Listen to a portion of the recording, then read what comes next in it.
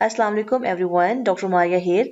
आज इस वीडियो में हम नहायत इंपॉर्टेंट टॉपिक के बारे में बात करेंगे कि अगर आपको पीसीओज हैं जिसकी वजह से आपको इरेगुलर पीरियड्स होते हैं लेकिन आप अभी तक अनमैरिड हैं तो आपको इन इरेगुलर पीरियड्स के लिए क्या मेडिसिन या क्या ट्रीटमेंट लेना चाहिए।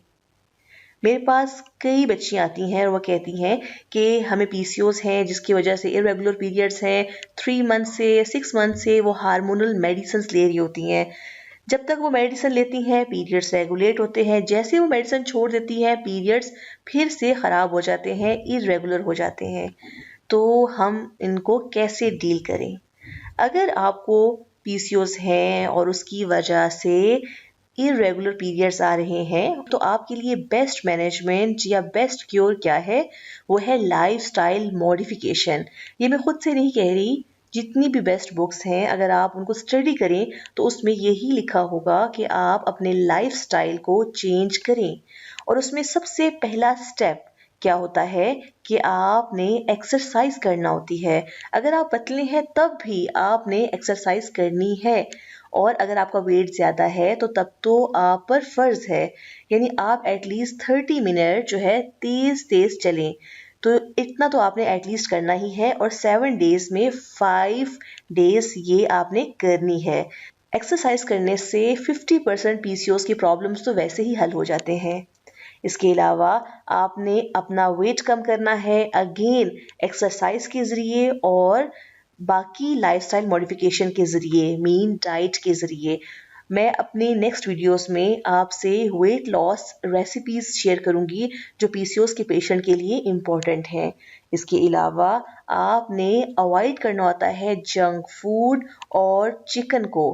तो अगर आप जंक फूड के शौकीन हैं और आपको पीसीओएस हैं तो आप उसको अवॉइड करें, और अगर आप चिकन का इस्तेमाल ज़्यादा करते हैं तो चिकन का इस्तेमाल आप ख़त्म कर दें या बिल्कुल कम कर दें और उसकी जगह फ़िश का इस्तेमाल या बाकी मीट का इस्तेमाल करना शुरू कर दें। इसके अलावा आपने हेल्दी फूड का इस्तेमाल करना है, जिसमें ख़ास तौर पर आपने सैलेड का इस्तेमाल करना है, हाई फाइबर डाइट का इस्तेमाल करना है। ऐसी डाइट का इस्तेमाल करना है जिसको लेने से बॉडी में शुगर का लेवल एकदम से हाई ना हो जाए। सो मैं आपसे हेल्दी फूड भी शेयर करूंगी जो कि पीसीओएस के पेशेंट के लिए इम्पोर्टेंट है। अब सबसे इम्पोर्टेंट कॉन्सेप्ट जिसके लिए मैंने ये वीडियो बनाई है कि अगर आप अनमैरिड हैं और आपको साइकिल्स इरेगुलर हैं लेकिन साल में 3 से 4 दफ़ा आपको पीरियड्स हो जाते हैं तो ये नॉर्मल है। अगर आप अनमैरिड हैं और आपको पीसीओएस हैं तो ये ज़रूरी नहीं है कि आपको हर महीने पीरियड्स हों। आप हार्मोनल मेडिसिन्स मत लें हर महीने पीरियड्स लाने के लिए। यूट्रस यानी बच्चेदानी की हेल्थ के लिए इम्पॉर्टेंट है कि साल में 3 से 4 दफ़ा पीरियड्स हो जाएं।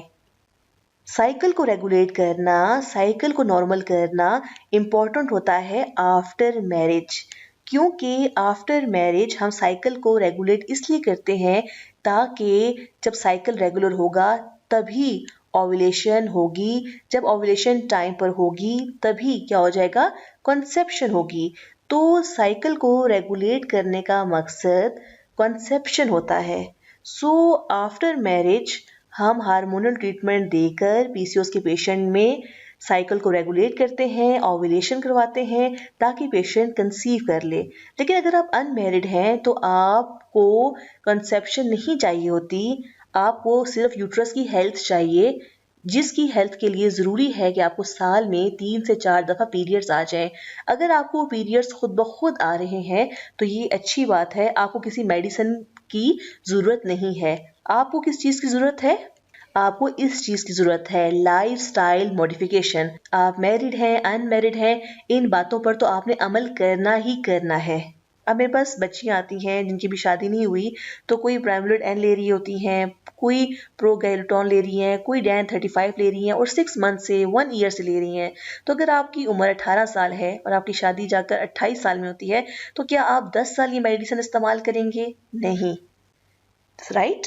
तो मेरा आज की वीडियो बनाने का मकसद सिर्फ यही समझाना था कि आप इस नॉलेज को खुद समझें और इसको शेयर करें। अगर पीरियड्स इरेगुलर हैं पीसीओएस की वजह से तो आपने ऐसे हार्मोनल मेडिसिन का गैर ज़रूरी इस्तेमाल नहीं करना, क्योंकि इन मेडिसिन के अपने साइड इफ़ेक्ट होते हैं।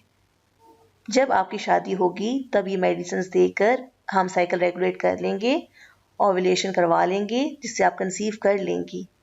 आपने सिर्फ अपनी लाइफस्टाइल को चेंज करना है। और अगर आप लाइफस्टाइल मॉडिफिकेशन करते हैं, एक्सरसाइज करते हैं, वजन कम करते हैं, जंक फूड छोड़ते हैं, चिकन का इस्तेमाल छोड़ देते हैं, हेल्दी फूड का इस्तेमाल करते हैं, तो मोस्टली ये मसला रिजॉल्व हो जाता है। पीरियड्स खुद ब खुद रेगुलेट हो जाते हैं। अब इम्पॉर्टेंट चीज़ कि अगर आपको पीसीओज हैं, आप अनमेरिड हैं, 3 to 4 मंथ्स गुजर गए और पीरियड्स नहीं आए, जैसा कि मैंने पहले कहा था कि बच्चेदानी यूट्रस की हेल्थ के लिए ज़रूरी है कि 3 to 4 times periods in a year आए, तो फिर आपने क्या करना होता है, आप डिफरेंट मेडिसिन ले सकते हैं पीरियड्स लाने के लिए। तो ये जो मेडिसिन है ये बड़ी मासूम सी है, प्राइमुलेट एन, इसको आप बड़े ईजीली ले सकते हैं, चीप सी मेडिसिन है। तो ये आप मेडिसिन लें और आपने इसको हर मंथ नहीं लेना, आफ्टर 3 मंथ्स बाद आप इसे लें, या आप इस तरह से लें कि आपको 3 to 4 टाइम पीरियड जो है एक साल में आए। प्राइमुलेट एन का फार्मूला नॉर्थेस्टिरोन होता है और पीरियड्स लाने के लिए आपने 5 मिलीग्राम की टैबलेट लेनी होती है। तो आपने प्राइमुलेट एन की एक गोली सुबह, एक गोली दिन के टाइम और एक गोली रात के टाइम इस्तेमाल करनी है। यानी दिन में टोटल आप 15 मिलीग्राम प्राइमुलेट एन के इस्तेमाल करेंगे और 7 to 10 डेज के लिए आपने इस्तेमाल करना है। 7 दिन के लिए भी आप इस्तेमाल कर सकते हैं। इस टैबलेट का इस्तेमाल आपने पानी के साथ करना है और जैसे ही आप ये टैबलेट छोड़ेंगे तो 3 से 7 दिन के अंदर अंदर आपको पीरियड्स आ जाएंगे। अब एक और इम्पोर्टेंट बात कि हम जब ये मेडिसिन प्रेस्क्राइब करते हैं तो पेशेंट 3rd या 4th डे पे ओपीडी में आ जाती है और कहती है कि पीरियड्स नहीं आए, तो भी आपने एटलीस्ट 7 डेज वेट करना होता है, ठीक है। और इसकी कीमत भी नहायत मुनासिब होती है। एक पैकेट में तकरीबन 30 टैबलेट्स होती हैं और ये 274 रुपीज़ तक मिल जाती है आराम से पाकिस्तान में। और अदर कंट्रीज में भी मैं चेक कर रही थी कि इसकी कीमत वहाँ पर भी नहायत मुनासिब है, तो ईजीली आप इसको खरीद सकते हैं। अब जैसा कि हर चीज़ के साइड इफ़ेक्ट होते हैं, इस तरह से कुछ साइड इफ़ेक्ट प्राइमुलेट एन को इस्तेमाल करने से भी हो सकते हैं। हालांकि ये बहुत अच्छी मेडिसिन है, यूजुअली इससे साइड इफ़ेक्ट्स नहीं आते, लेकिन फिर भी आपको हेडेक हो सकता है, नौजिया की शिकायत हो सकती है, यानी दिल ख़राब हो सकता है, जिस्म पर स्वेलिंग हो सकती है, या अगर आप इसका इस्तेमाल बाकायदगी से नहीं करते, यानी आप प्रॉपर टाइमिंग पर नहीं करते, तो स्पॉटिंग भी हो सकती है। अब यह है कि आपने मेडिसिन का इस्तेमाल नहीं करनी। अगर आपकी खून की शरियानों में कभी खून के लोथड़े बने हों या अभी मौजूद हों तो आप ये मेडिसिन ना लें। इसके अलावा अगर आपको दिल की बीमारी हो या कभी हार्ट अटैक हुआ हो तो ये मेडिसिन रिकमेंडेड नहीं होती। इसके अलावा किसी किस्म का भी बॉडी में कैंसर जो हार्मोन डिपेंडेंट होता है, ख़ास तौर पे जिगर का कैंसर या ब्रेस्ट कैंसर, उसकी हिस्ट्री हो या अभी हो, तो आप ये मेडिसिन ना लें। इसके अलावा अगर आपको शुगर इस हद तक हो कि आपकी खून की शरियानें उसमें इन्वॉल्व हो चुकी हों, यानी आपका बीपी हाई रहता हो, गुर्दों पे असर हो, तो आप ये मेडिसिन का इस्तेमाल ना करें।